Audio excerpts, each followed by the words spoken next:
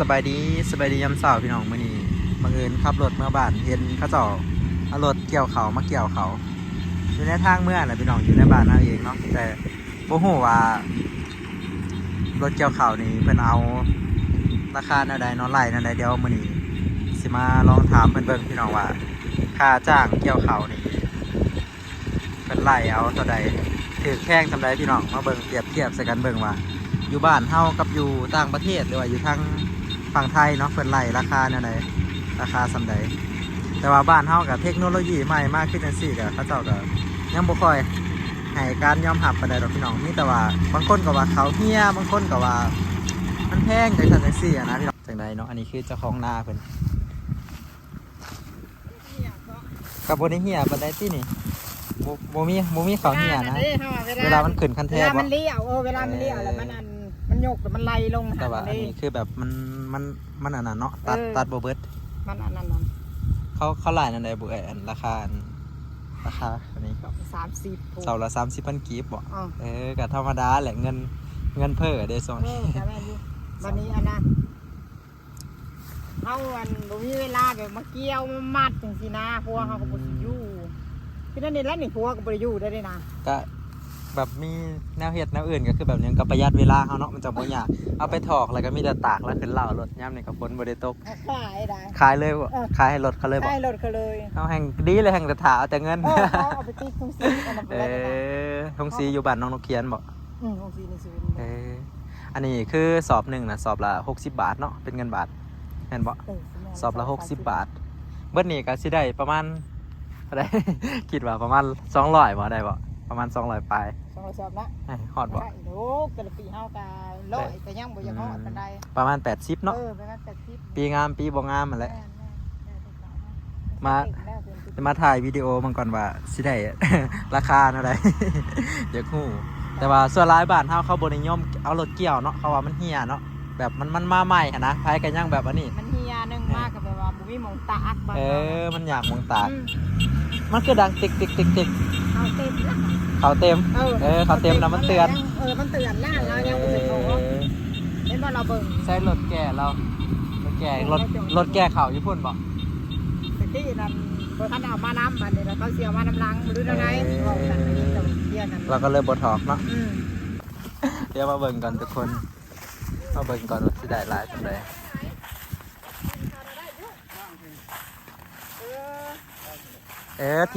ทีมสนิทแล้วมันเกาะขึ้นเลยเนาะบางเทื่อแต่มันเอาบ่ได้ที่สินะมันก็มีอยู่ตัวเสียหายก็เฮาก็บ่ว่าดอกคือมันเหี้ยมันก็มีเขาลูกอยู่ก็บ่ว่าดอกก็สิบ่มีเนาะเฮาแล้วเขาปั้นเขาน่ะก็มีคือกันมีอยู่เฮาว่าบ่เหี่ยปานใดเฮาว่าเทียบตัวยังตัวมันเต็มมันควับกันมันก็เหี้ยอยู่เวลาเจ้าเลี้ยวเนาะมันออกแน่นั่นเวลามันติงมันยังมันก็พุ่งเนาะซ้ำนี้รับได้อยู่ดอกซ้ำนี้ถ้าแม่นไฮหน้าแบบบ่มีคันแท้มันก็บ่เหี่ยเลยบ่ไอ้คันหน้าใหญ่สุดแล้วบ่เหี่ยเพราะว่ามันไปซื้อมันไปเลยแล้วก็เกี่ยวก็สบายพร้อมเนาะขึ้นเบิ่งได้บ่จะขึ้นเบิ่งเขาได้บ่ได้ขึ้นแล้วเต็มได้จะขึ้นทางใดขอเบิ่งหน่อยเด้อบ่เห็นจักเทื่อเฮาก็เคยเห็นนี่แหละรถเกี่ยวเขาคันเท่าใดเนี่ยล้าน400,000บ่จ่ายเบิดเลยบ่หรือว่าดาวเอา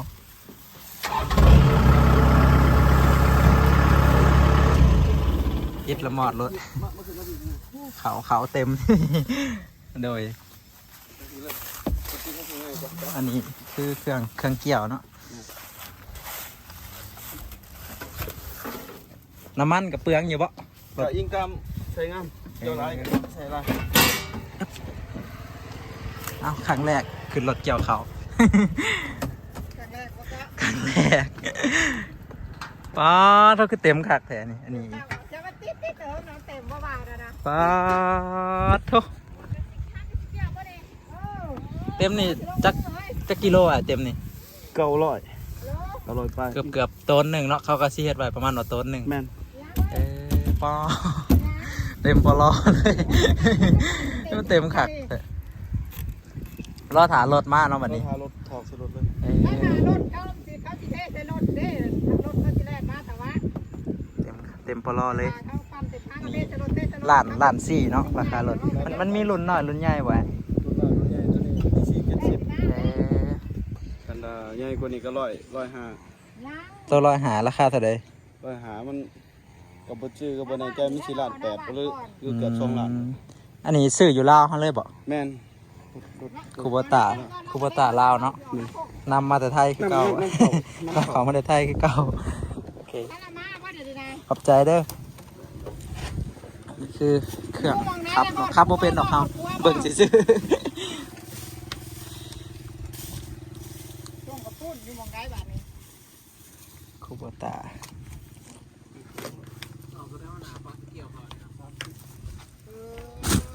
บ่เกี่ยวว่าหน้าเจ้าบ่เกี่ยวว่าหน้าเจ้า แล้วสิไปเอาขนาดนั้นแหละ เครื่องคูโบตาทุกคนสอบละ30,000กีบหรือว่าสอบละ60 บาทเนาะเป็นเงินบาทประมาณ60 บาทเนาะเงินบาทประมาณนั่นแหละทุกคน แต่เป็นน้าแซงมันก็สิกว่า นาแซงเกี่ยวง่ายกว่าบ่ มาโทษหากันโอละวนโอละเวน นาแซงมันมากกว่าเนาะมันขุ่มกับน้ำมันกว่า เอ้าจังหวัดตะกี้นะว่ากันว่า ทำไมมันไกลเลยกับไปเกี่ยวอยู่บ่แบบว่าหน้าบ่ลายไปเลย แต่ยิ่งตามระยะทางเพราะว่าคันทางยางรถเขาไปได้ก็เกี่ยว มันไปยากกัน ถ้ารถเกี่ยวยางไปไกลหลายมันก็ล่มกัน บ่ว้าว กัน เจ้าไปบ้านนี่ใช้กระทะทิพย์บ่ได้เลยนะ แม่น เพื่อวางหันนะเจ้าหา บางอันเศร้าหาได้บ่ได้มันได้มันบ่อยากเรือ น้ำมันมันบ่อยากเหลือบ่คุ้มค่าวะ มันก็นิดนึง หลายคนก็สนใจ เราไปยิงมันบ่ กระสอบเนาะกระสอบขาว ใช้รถกันนะ มันทางกลางของอยู่หันนะ โอ้ คนประเทศไกลก็ยังคอยบูฮูจักว่าได้ใช่ บ่ฮู้ว่าอยู่อเมริกาหรือว่าอยู่ต่างประเทศเพิ่นเฮ็ดไปได้พี่น้องแต่ว่าอันนี้แท็กเตอร์อยู่ลาวอยู่ไทยเขาเจ้าใส่เป็นยางเนาะล้อมันนะล้อตีนขี้เข็บเป็นล้อยาง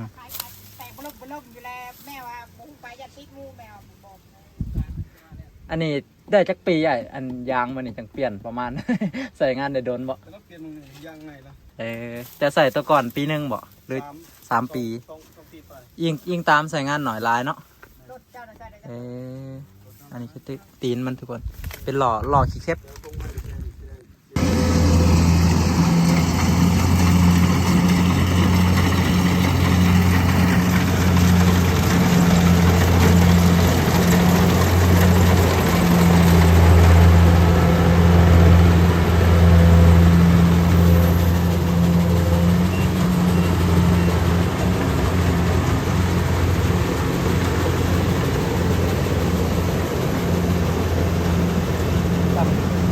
กับคนเกี่ยวเนาะ พ่วงนี่เขา ฮะ จะพวกเขาเกี่ยวอยู่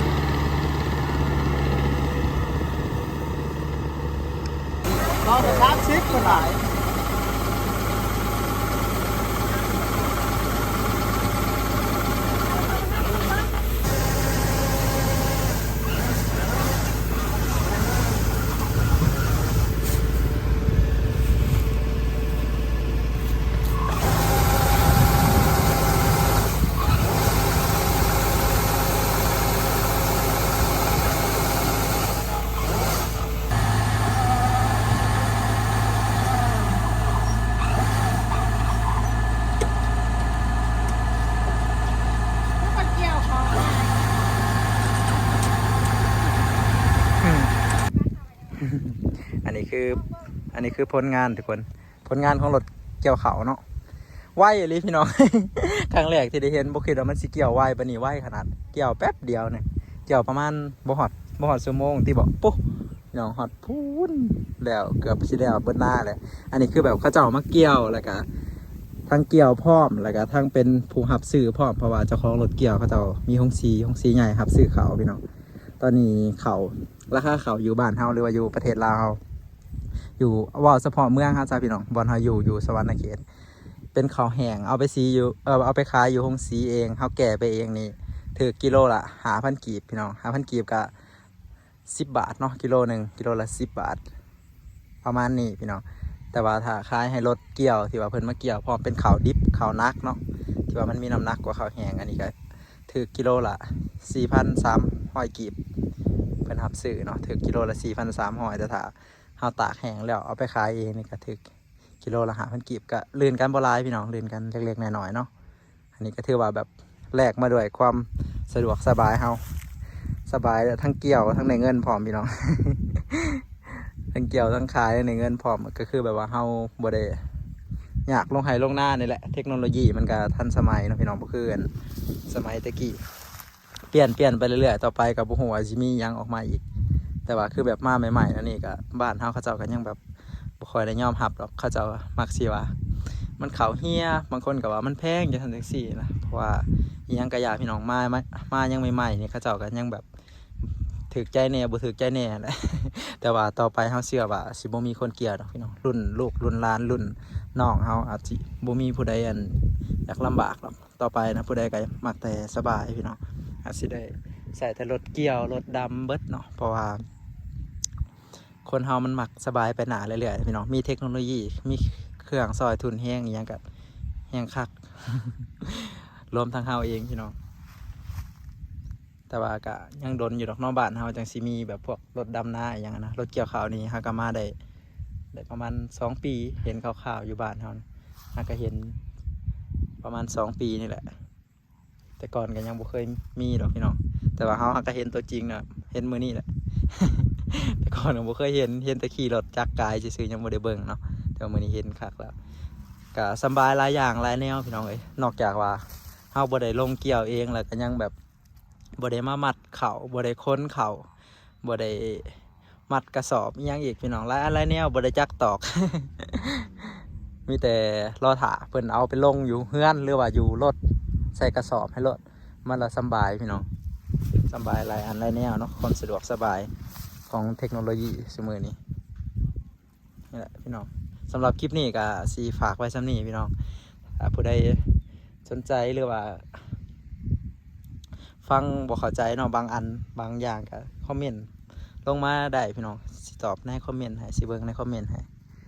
สำหรับคลิปนี้ก็ไปก่อนพี่น้องพอกันคลิปหน้าเนาะสำหรับคลิปนี้ก็สิขอปิดไว้ซ้ำนี้นี่ก็คือแบบเป็นนันสุดลากรถเกี่ยวเขาพี่น้องเป็นนันเครื่องที่ว่าเพิ่นใส่ในการแก่รถเกี่ยวเขาแต่ว่ารถลากแท้ๆนะเพิ่นใส่รถมุนไดพี่น้องจอดอยู่พุ่นทั้งแก่เขาแน่แล้วก็ทั้งลากรถเกี่ยวเขานำ